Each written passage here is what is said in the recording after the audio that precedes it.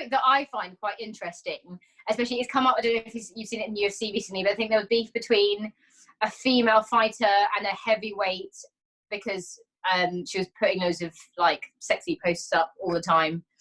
I think that it's a bit of kind of words. It's interesting to think like women's marketing, obviously like sex sells, but where it gets to a point where people like for example, people like, I think they talk about stuff like Paige Van Zandt. Like, I think she's a gifted fighter.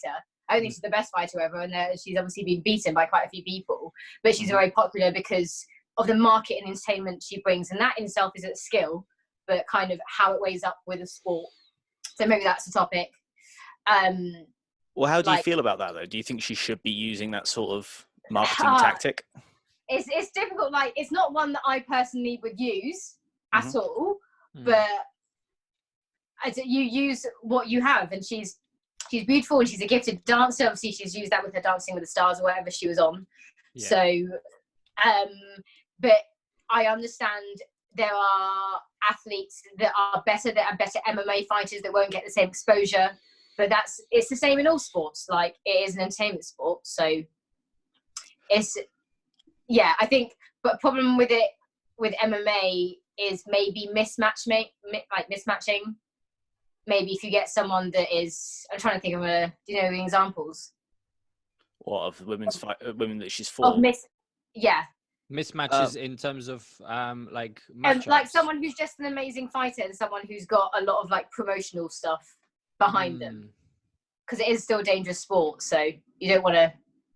I don't know if there's any. I can't think of any examples. I mean, in women's MMA, there's been, in my opinion, a few mismatches. Like, I don't know, like I can think of the Cyborg fights.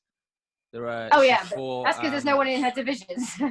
Yeah, but when she still fought in the UFC, they had her fight someone. I can't remember who it was. It was a girl from Invicta, but there was a clear like skill difference. And yeah. Oh, the Australian woman. Maybe. Is that the one you mean? I can't remember her name. Megan Anderson. No, not Megan. I think Megan was probably a bit better matched. There was like a slightly older woman, I think, than You got brown hair. I'm trying to remember what her name is. Yeah, man, I can't remember. When was it? What was the fight like? She didn't look very athletic either. Did she get smoked? Like, what happened? Yeah, totally smoked.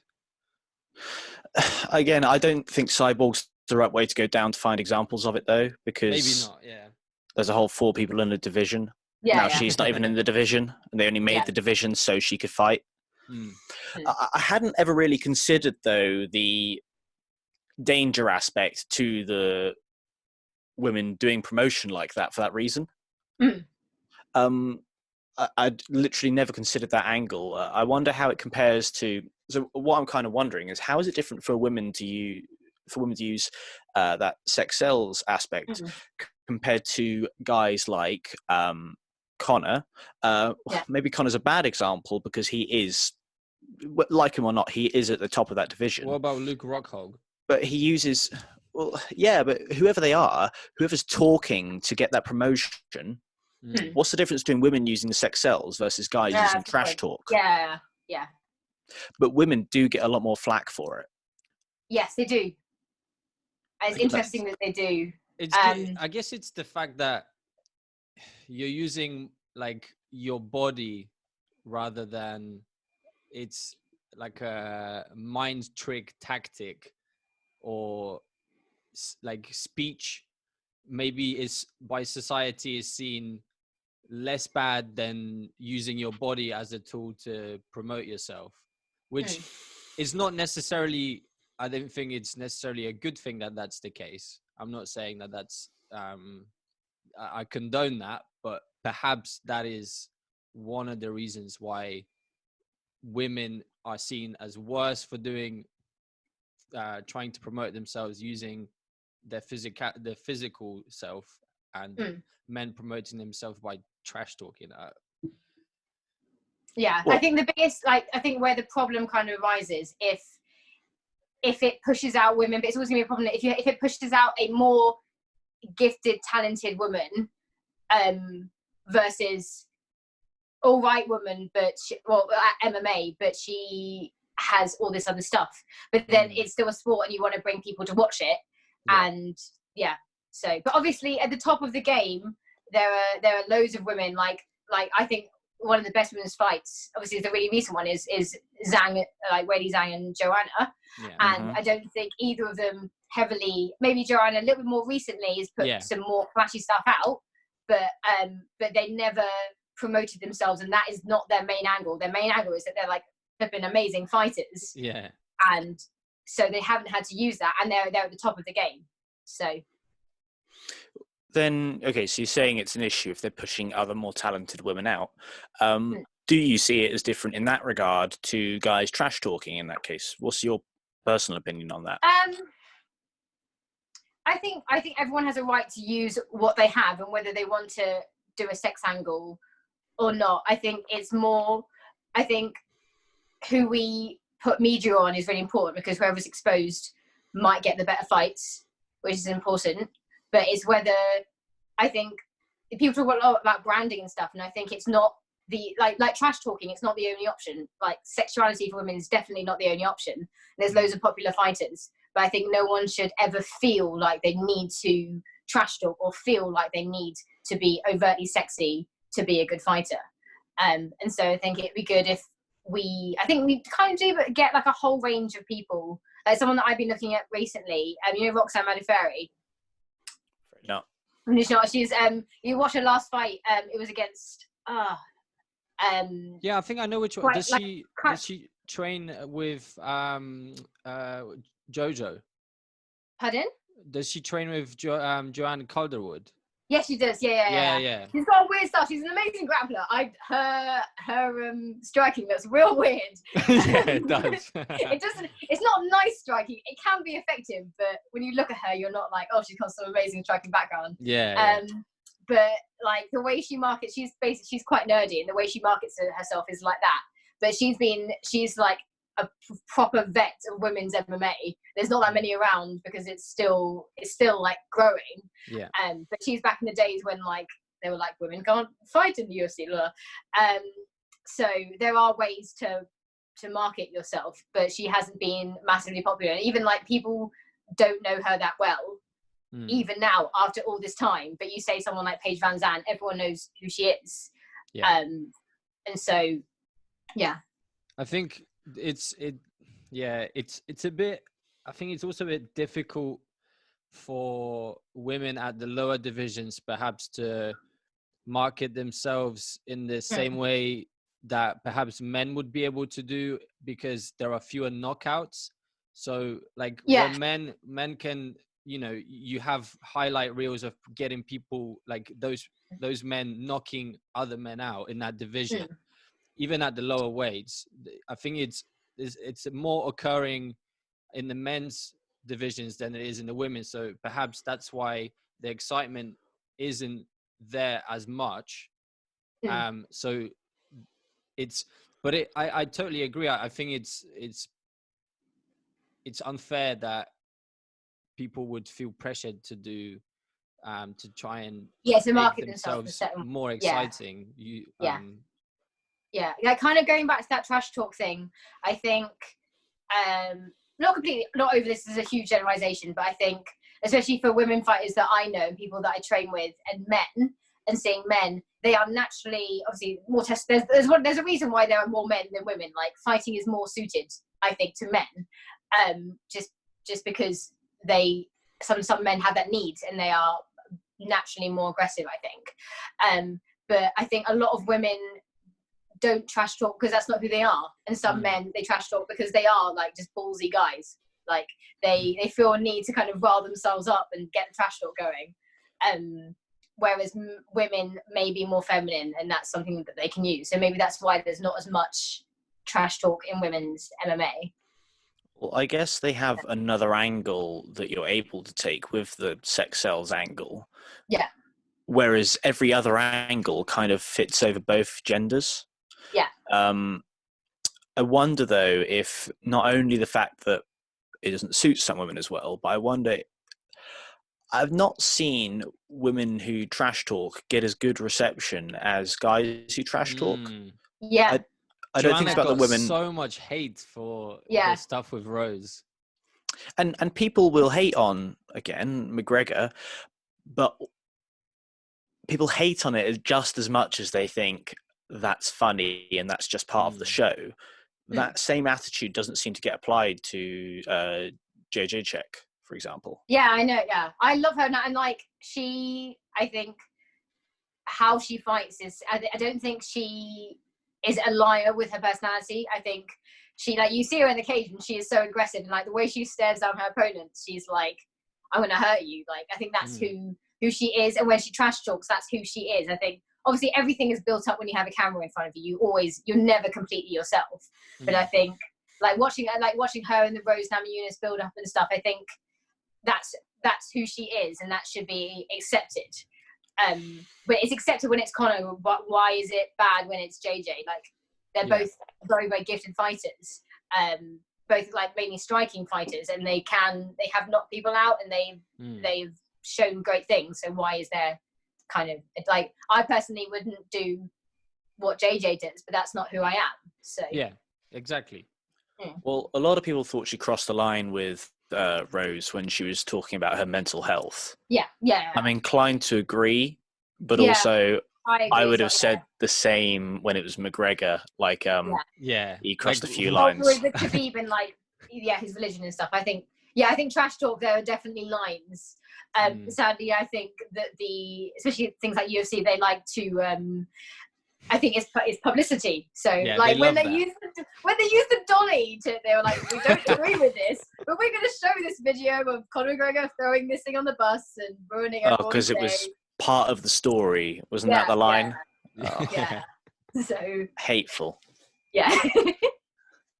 That's terrible.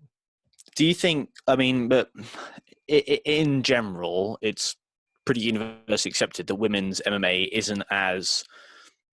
it's not as well respected as men's by the sort of general public, right? Do you think that the angling, do you think that the ways that women are promoting themselves is helpful because it's better marketing? Or, I don't know, I'm trying to wonder why women's MMA isn't as respected. I do wonder if it is partly to do with the sex sells angle.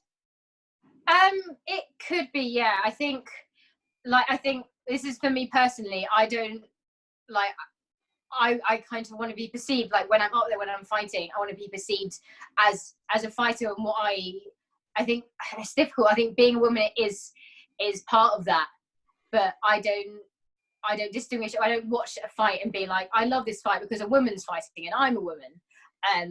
I like fights because they're good fights. So yeah, I think it's an easy target, I think, to be like, she's only using her sexuality. And I think sometimes people are, but if you want to make a career out of it, you're going to have to push what you have. So, well, I'm not saying that is the problem then, but what do you think the best way to get women's MMA on the same public opinion as men's? What do you think the best thing to do is? I think it kind of starts from a gym level. Like, it's a hard one. Like, I come from a gym that's really, really friendly. There aren't when I first started, there was pretty much me, and there were a few other girls that did it for fun, and there's one other girl, so my training partner who trains also to fight, and we were really. I've always been quite encouraged, but I don't think that can always be the case for all gyms. I'd like to think that it has changed as women's MMA has got more popular. But so it's kind of, it's loads of things. It's like a lack of competition. And that's a hard question. It's a list. Sue, can you fix the sport now? Make it better for all the women. I think it's going in the right direction. I agree. I think so too. Yeah, I mean, I think the level there is a difference in the overall level. I think like the top of the top are like amazing, so good, but when you start filtering down and you start watching the lower down, like you can take something like the lightweight division, you take the top 10 and they're all like amazing, like they're such amazing fighters. It's like such a killer division. And then but sometimes you will take a women's division, like you take a featherweight division, there's no one there, there's like 4 fighters or something. Well, that's just a question But of getting people involved in the sport. That's just a numbers game. The reason that it falls off so much is that when you have a limited pool of people, those individual outstanding athletes will be pushed right to the top, and everyone else will fall further down. And I think it's part of the reason why heavyweight in the men's division, obviously, has just a few brilliant fighters, and after that it starts falling off, because not only do you have a smaller pool of men who are fucking enormous, but also sports where there are no weight classes will promote those men, and there will be less like your basketballs and stuff like that. Exactly, so they're less incentivized to move to MMA, whereas people my size in some sports will do well, but I'm in the most densely packed weight division for a reason, and it's because people like me, when you need those physical attributes that you need for American football, rugby, stuff like that, I don't really have those attributes. But it's just that's just a numbers game then. That's just about getting more women involved in the sport in the first place. Yeah.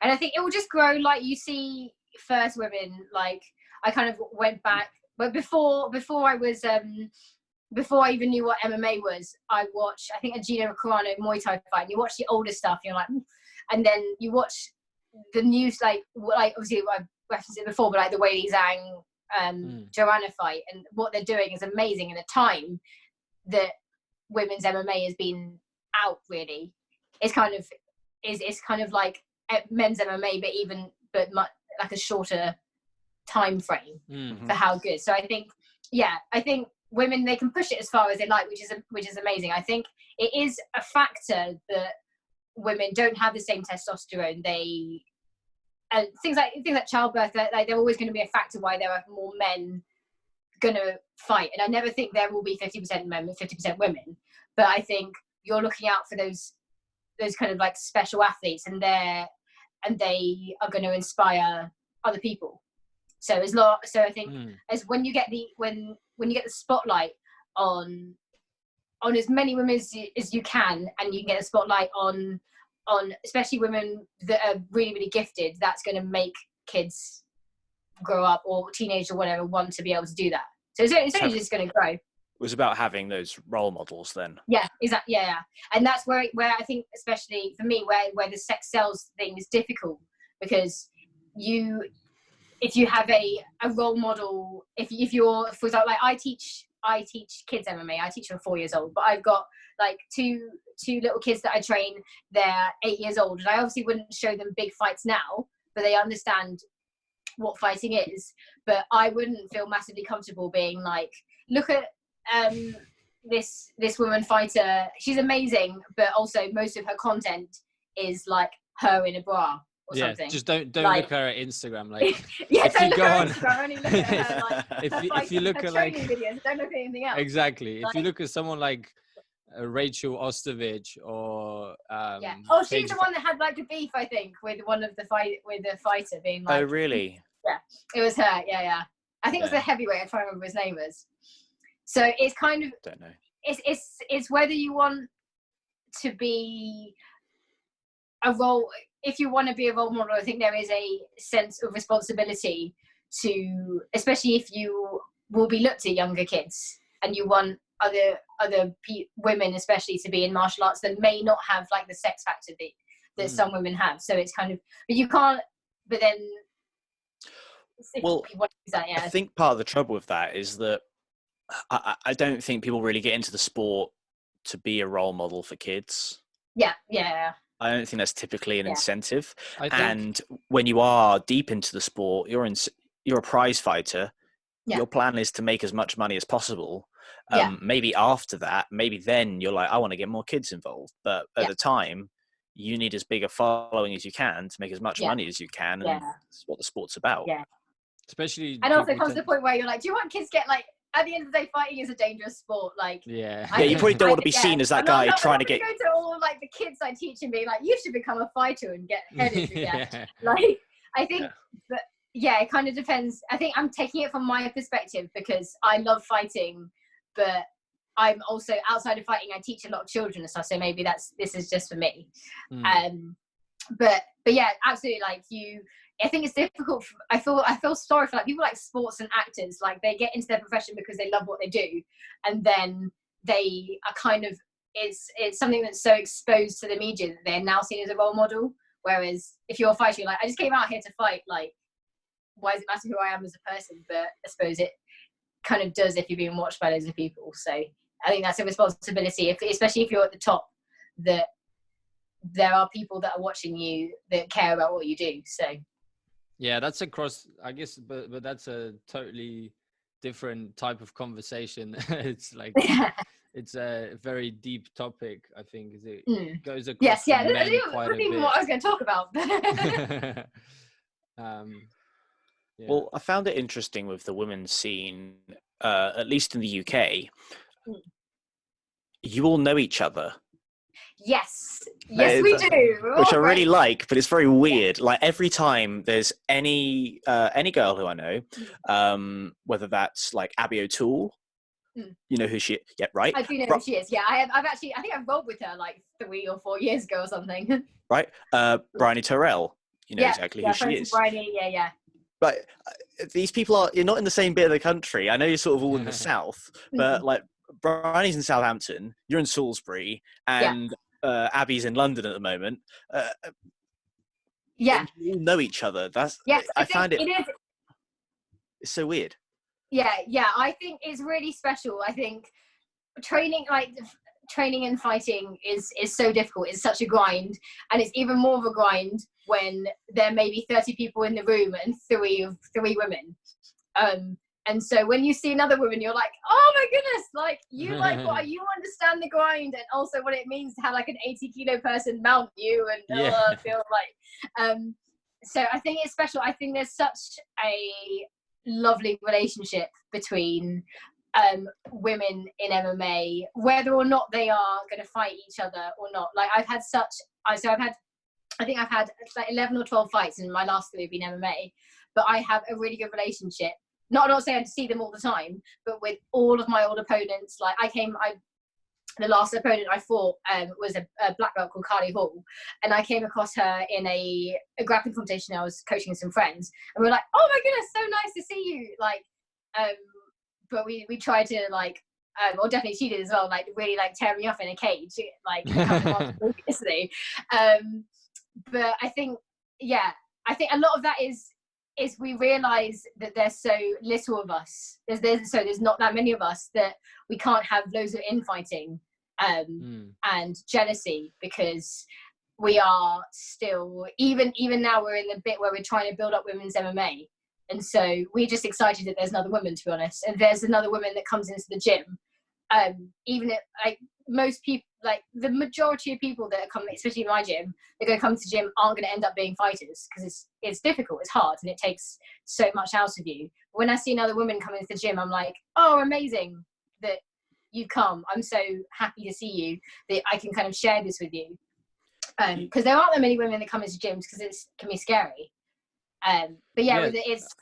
I was actually going to ask about that. Do you think a big barrier to women coming into MMA is they don't feel welcome in gyms, or is it more the fact that it's just like scary because it's contact? I think it's a lot. It kind of depends on the woman. So as a general, I think women definitely like to come with other people. I don't see that. Even like we have there's squaddies that come to our gym, and the men don't like coming along alone. So the women aren't going to like just trotting into a gym of mainly guys. I think it is intimidating for everyone, but women especially, being that there's not going to be that. When they know there aren't going to be that many, I think it is more exposed. But I think that is kind of on the gym that you're in to welcome anyone who comes to the door. I think that's so important. I feel like it's onto us as men to be a lot more welcoming for women when they come into the gym. I feel like that should be our responsibility as someone, like as people who enjoy the sport and want it to grow. I feel like it could be our responsibility to make them a lot more welcome. Yeah. I think there's something, don't know about you guys, there's such a huge stigma about MMA fighters being like, just like mean mugs and like, Of course, like yeah. mean people, because you do go and you do fight in a cage, but pretty much I think you guys probably agree, everyone that I've met in MMA, like I've been doing this for nearly 6 years now, is so lovely. Everyone is so friendly and so nice, whether they are more like on the strategy of MMA, or whether they're just like a killer, like get in a cage and just like everyone has been so nice. Everyone I've ever met wants to help each other get better, whether it's striking, MMA, grappling. And so I think that, especially for women that like the idea of training MMA but are too scared, I think that should be advertised like on a website, or like on websites for gyms, or like the moment they walk in the door, they should feel welcome, even though it's a hard sport.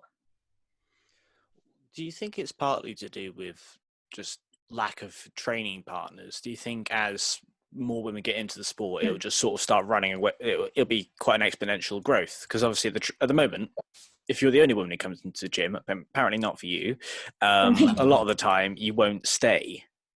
I tend to find a lot of the time, especially where the MMA classes I'm doing, sometimes there are a few girls, and now and then there are none.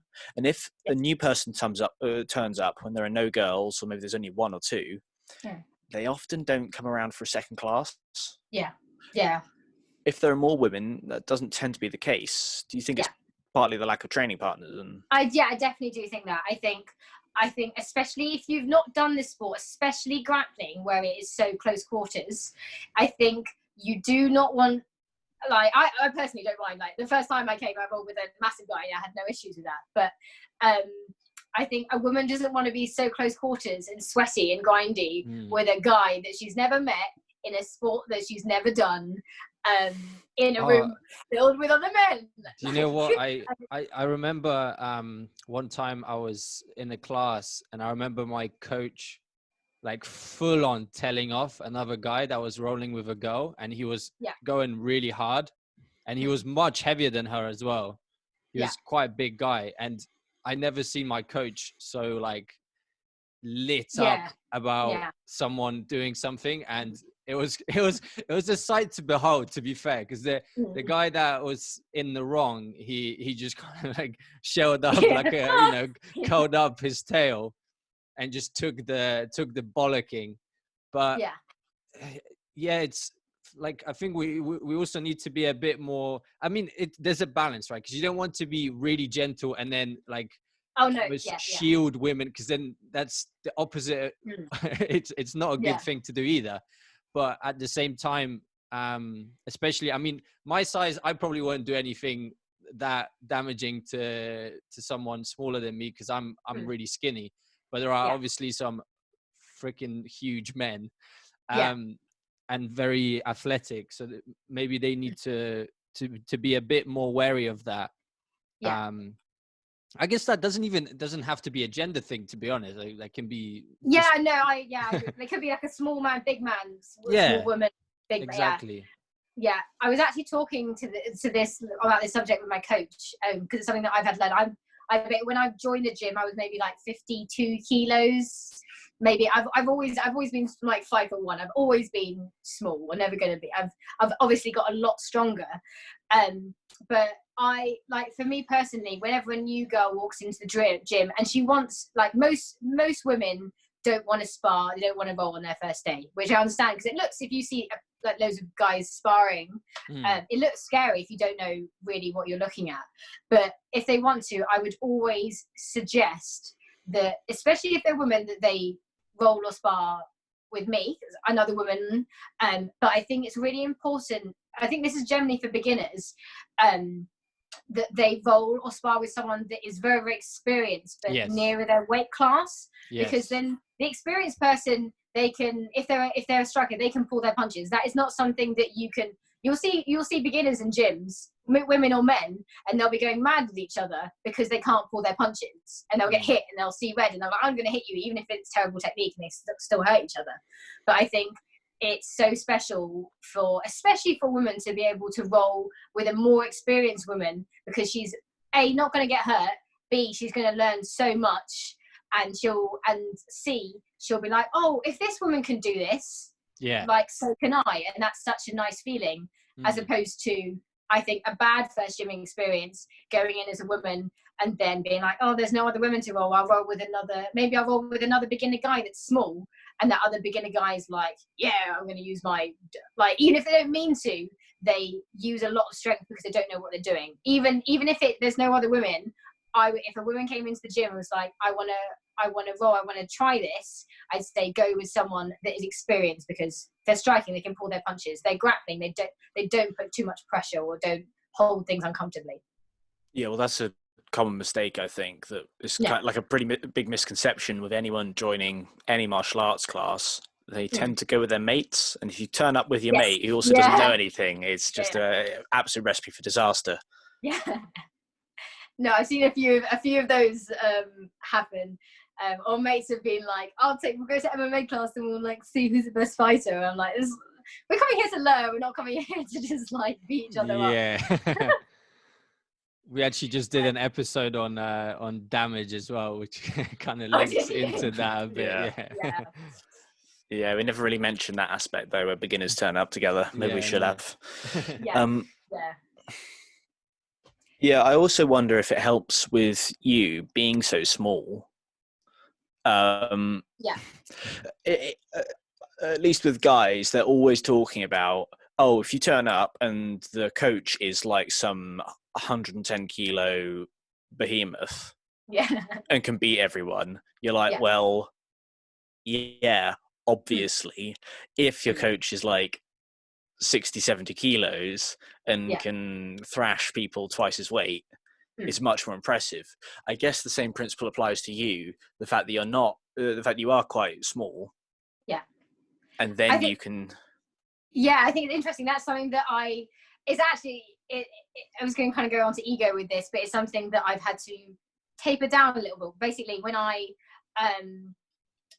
first started, I'm quite like a ballsy person. I don't like saying no to anything, even if it's ridiculous. I'm like, I'll do it. I'll just try really hard, even though it's impossible.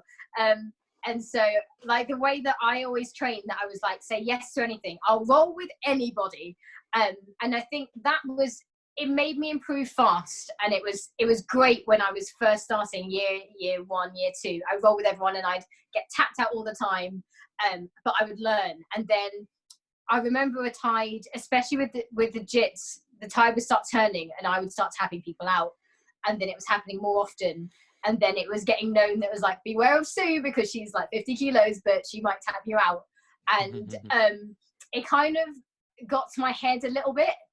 And then basically when a new guy would walk into the gym, no matter what his weight, especially with jiu-jitsu, like I wouldn't do this with striking, because if I ate like a 90 kilo guy walks into the gym, doesn't matter how good my striking is, like if I get one hit, that's going to hurt real bad. So especially with jiu-jitsu, I'd be like, I'll roll with any guy to prove that jiu-jitsu is amazing, because someone like me, who is a little bit athletic but obviously has trained a lot, will beat a big guy. And I think it did happen a lot, and I think my coach sometimes used me as an example why jiu-jitsu was amazing.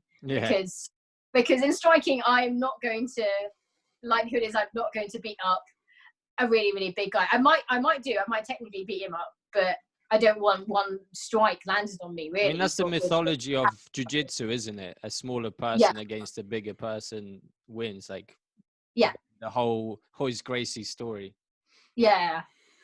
But like kind of on those lines, I've learned, especially after being dropped on my head maybe for like the 5th time, that it's a balance of showing that jiu-jitsu is useful and kind of teaching people this, especially beginners that come in that like, especially beginners of squaddies that like, I'm big and strong, I'll just use my muscle, when it doesn't work in jiu-jitsu. Like, it obviously technique, you need technique and strength, and that's how you're going to kind of grow.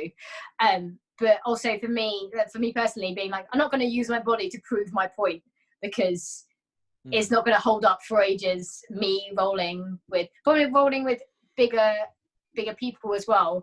They don't always like being beaten up by someone that's a lot smaller, and they'll often, I've had a few incidences, and it's not always on them where I've been thrown around or something, because they don't really technically know how to get me off.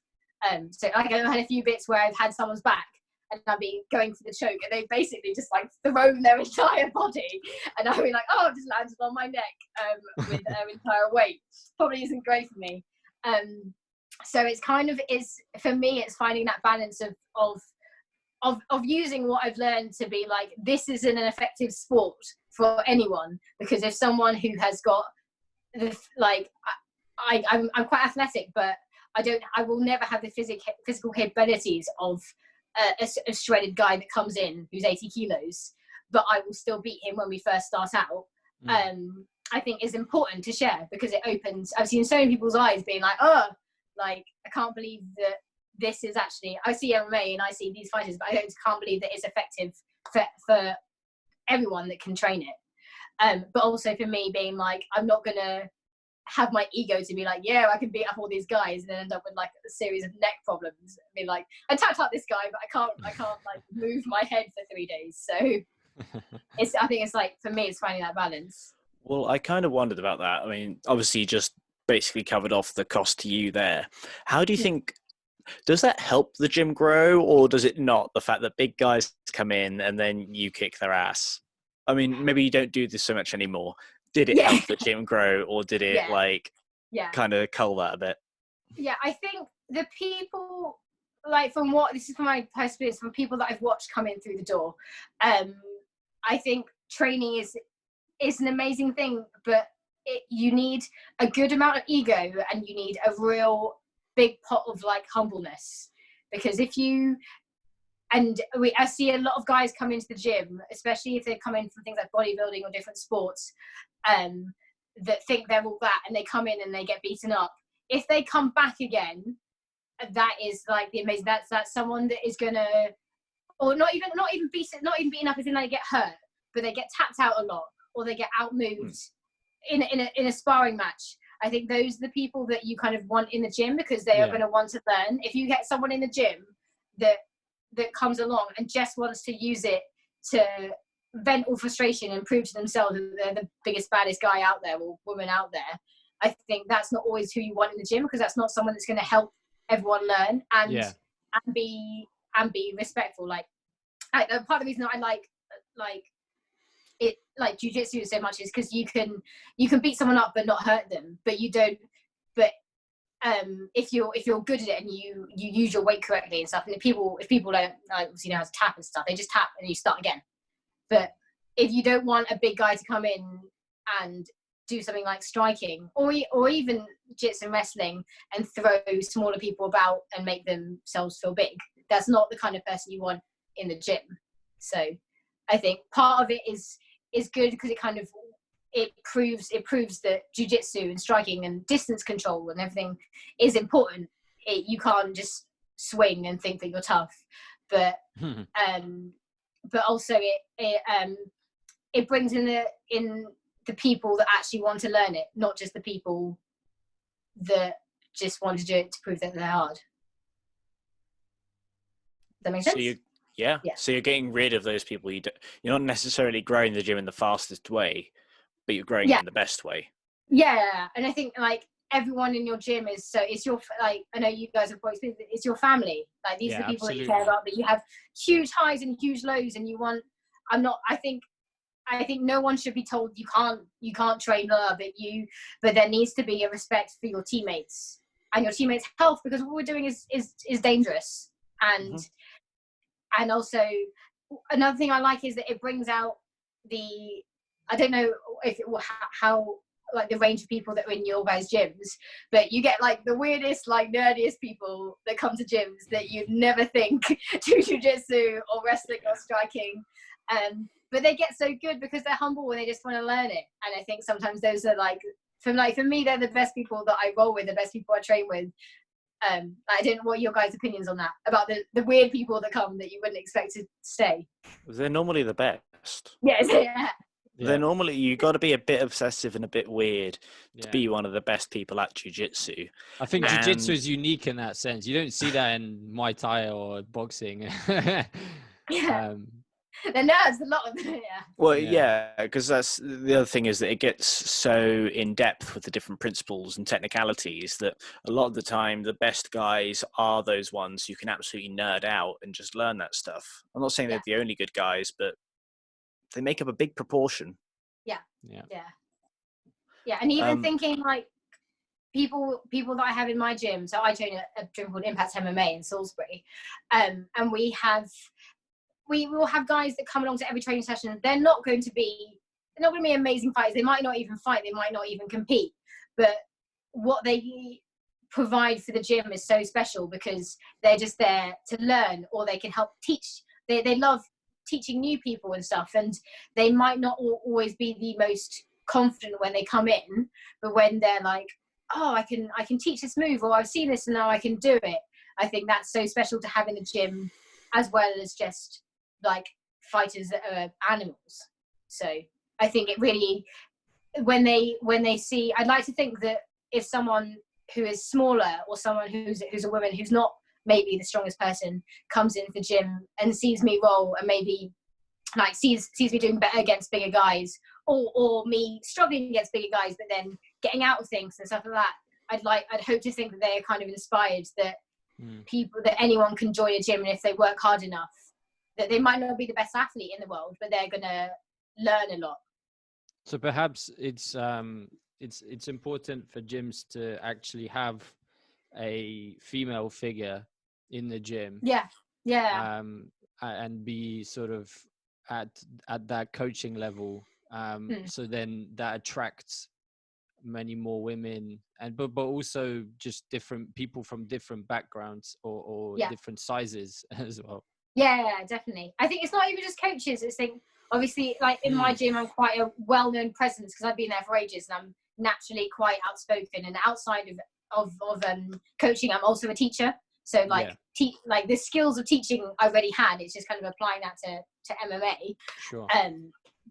But I think just having loads of women, like there are so many inspiring women that come to my gym that could offer different things. Like I might be the really, really confident person, but you might have another woman who has another skill that can do, like even stuff like some people come to gym to kind of talk about their mental problems, or just to have more friends, and there might be another woman that's inspiring. So I think it's not just having one woman, it's having loads of women, because I wouldn't want, like for me or for anyone else, to be the lone woman in the gym trying to like help loads of different people. It should be like for anything, like a family. Yeah. I wondered. Okay, yeah. Not to veer off topics too much, but I had a look. I had a little look through the ones you sent over. Yeah. You mentioned stuff about like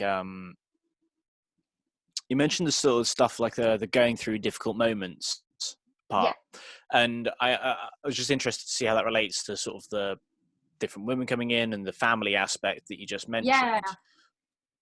So I think Sorry, go ahead. Go. I was kind of saying, like, I've had lots of like more trying moments, like doing MMA. I think especially it's always going to be a big one for me, but like emotion control has been something that has been difficult from when I first started. Like I'm quite a bottler of emotions. So I'm basically, I'll be fine completely, and then really, really big spike of like breakdown, and then fine, breakdown. And it happened, if anyone talks to people that used to train with me maybe 3 or 4 years ago, I'd have some pretty bad breakdowns in the gym, especially in sparring time, where I would like well up crying or storm out the room. There was one point in it, I think maybe about 3 or 4 years ago, where it was in the middle of winter and I was just in my sparring gear, no shoes, and I got so frustrated when I was sparring because I couldn't like not. I was like closing my eyes so much when I get scared and I'm sparring. I close my eyes and which is the worst thing you can do. And I wasn't even getting beaten up. I might be sparring a coach or another fighter, and I was so upset about myself that I walked out of the gym into the freezing cold in the car park and just like cried in a ball by myself. But I think it wasn't really the best way to go about that experience. Like, obviously, basically, everyone else in the gym was like really, really freaked out because they saw that I hadn't even been hit bad or anything. I just like burst out. But I think I've had to learn, like, when I'm not feeling my best or when I'm feeling a bit more vulnerable, to not put myself into like hard sparring positions, like, or when to just walk out the room in fighting. And I think like watching those other women and stuff, I think that is something that other women struggle with. I think we are as a bunch generally more emotional and like sensitive to things, and sometimes it can come up. I would say that's an advantage that you have over men in a lot of ways. What, being emotional? Yeah, I think it's really important. Why do you think that? I think it's very important, particularly. I mean, I don't want to make this into a like gender conversation, but I think like if you look from an evolutionary standpoint, having more emotion and affection makes sense for women that, you know, you bear children, so it's important for that to be the case. Whereas if men had if you just took like the same mechanics of a man and put it into a woman and the woman's made babies, I think there would be a lot of freaking issues there. So I don't think, I mean, it's what I'm saying is it's seen as a perhaps something that's a weakness, but to me, I think it's not, it shouldn't be perceived as that. Yeah, definitely. I think there's a degree of empathy that can come from that. If you experience the same thing, like, I'm going to empathize, I think. But for me, especially where I've got a role of kind of, people look at me a lot in the gym for advice or something like that. If they're seeing me like, or I used to do this a lot, like screaming out of the gym or like bawling, especially, I think we've had a few incidences where there's been like a new woman in the gym, and then they see me, who was I wasn't like coaching much like that, but someone that's been to gym a lot, like really, really upset and being like fairly hysterical. And I think it was always a good thing for other women to see. So it's something that I've had to kind of get a grasp on, but it's made me, but with that empathy thing, like, it happened recently. There was another girl who I was sparring who was getting really, really frustrated because she couldn't hit me. And I was like, you've been training a few months. Like, I've been training for nearly 6 years. Like, it's not gonna be easy to spar. Also, I'm not like putting crazy pressure or hurting her, but just being evasive. And it kind of brought me back exactly to where I was a couple of years ago, because I was like, that was me when I was like sparring. I'd land like one jab in 5 minutes and be like, but I've thrown so many punches. But it kind of gave me empathy for her and be like, you know what, like, this sucks now, but it will get better. And you're going to look back on this and you're going to be like, mate, I've come so far from where I was. So I think it's kind of, I've had to draw on those experiences, but also I can't be, especially where I can't be going around, especially where I'm teaching a lot more now. I can't be, every time I have a bad spar or something, I can't be super emotional. Like, it's not good for anyone to see me be like that all the time, because then they're like, oh, she's like, is MMA good? Or because I suppose I have to be a role model for, like, especially for the children that I teach. So it's kind of, for me personally, being like, if I'm not having a good day, like, don't put myself in a position that I'm going to get really upset about. So sure, yeah, it makes sense. Yeah, cool. I wanted actually, so we can potentially cut this bit off if it if it's a bit too weird and too out there. Yeah, I could crack on. Yeah. But okay, so here it goes. Yeah. I'm intrigued.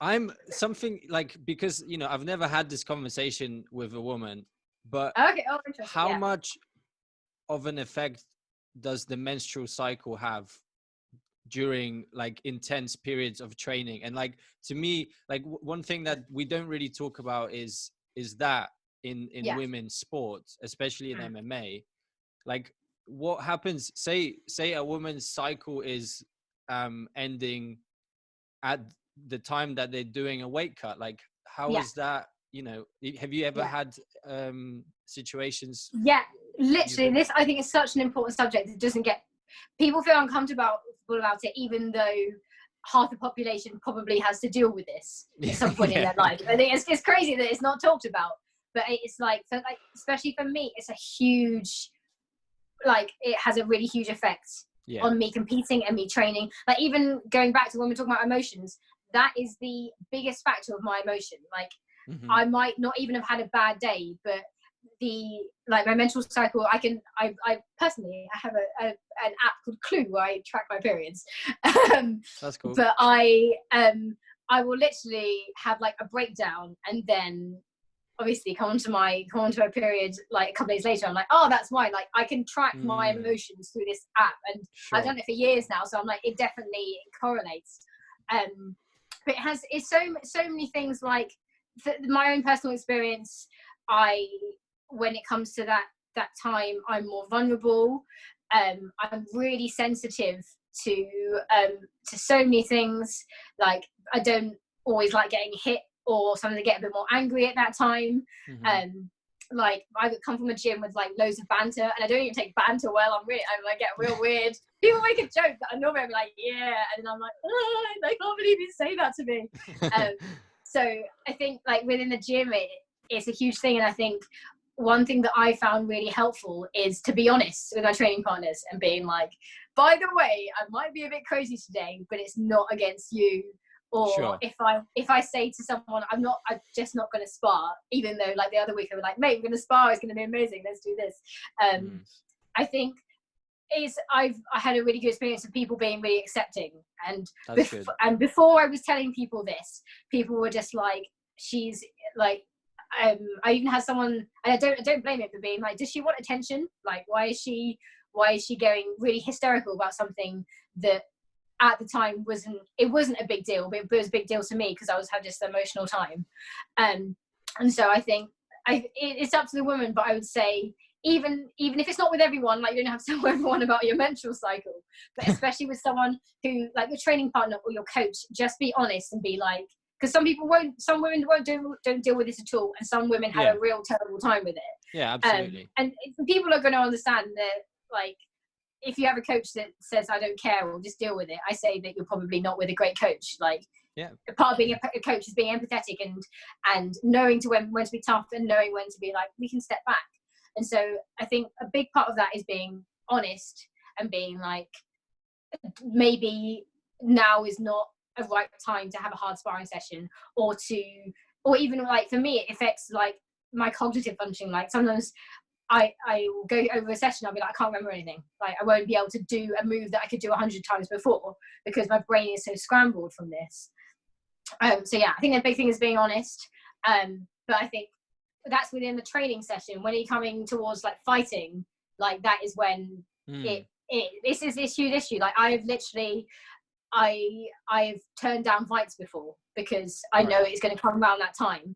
I find it amazing that women are still, I mean, I don't know how many times it's happened to women like in MMA, but I'd imagine it's quite a few times that you're towards that time, and it's the time to fight as well. It must be must be super difficult. Yeah, as I've said, I've turned down fights, but I also, you can't, the way I've had quite a few, like, I haven't done much fighting recently, but obviously I've had quite a few fights, and there have been times when it's kind of happened. I mean, like, even actually my last fight, I was really, getting nervous about it, because I was meant to basically come on a couple of days before my fight, and that's when I was weight cutting. So I was like, I'm gonna have a terrible weight cut and be emotional, but for the fight it will be okay, because I had a period of emotion and stuff, and I kind of tracked it and then let everyone know, and it never happened, and I was weight cutting, and I was like, oh, why is this not happening yet?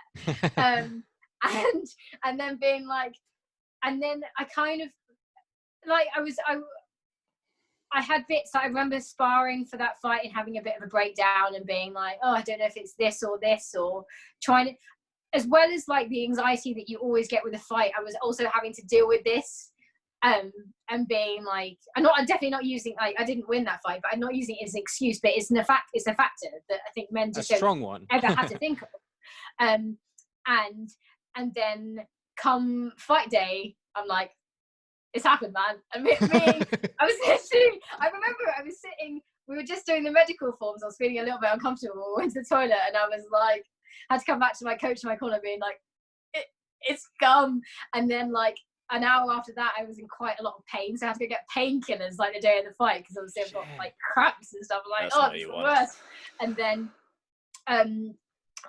obviously my coach is really in tune to he's been my coach for about nearly 6 years, and he's really in tune to my emotions. And during the warm-up for the fight, I was literally, my emotions were like this and like this, like I'd be doing a little bit of sparring backstage, and like, hey, I'm ready, I'm gonna do this, girl, in, like I'm gonna show everything I've got. And the next moment, like 5 minutes after that moment, in my head I had somebody else, they weren't in my fight team, but someone else, I think another coach, being like, oh, are you right? Like I'd already fought, and I'd lost, and I was like, oh no, I haven't fought yet. Or one of my quarantine was like, I haven't fought yet, and I was obviously, I looked so down, even though I was, so I think having to deal with that and then go into a fight and be really switched on for that fight, I think is draining, is difficult. So it's just kind of, I kind of had to get on with it, like it's part of being a woman. So, but it is just a big piece of advice I'd give for other women training, whether or not you're doing fights or whether you're just training for fun, like be honest about it. People aren't gonna, or they shouldn't anyway. If they are, then what are you doing? Like, maybe you need to find a different gym, because it's not. Exactly. Fair. Like be honest about your struggles. Like you'd come into a gym, and if you had an anger problem, I think you'd probably tell people about it and be like, by the way, if I kick off, like same for this, it is a hormonal thing. It's not. I have a degree of control of it, where I can step out of a situation if I'm feeling like super hormonal, but I can't, like when I, like in that fight, I wasn't completely switched on the whole fight, and I think this was a factor of it. And I don't know if it's something that I could have just like turned on my fight mode and turn off hormonal mode. So I think it is a really big factor, but it's a factor that will affect some greatly. And like I've actually talked to this with other fighters online, female fighters, and they've done, a friend of mine's actually done a survey, which is really cool. I think she's doing it for a dissertation about the effects basically on women athletes and periods. But it will affect some women greatly, and it won't affect other women at all. So that's really interesting. Thanks for sharing that. Yeah, that's okay. Yeah. We hope you enjoyed that episode. If you did, please consider subscribing to the podcast and checking us out on YouTube, Facebook and Instagram under the name Combat Thoughts. We'll see you next time.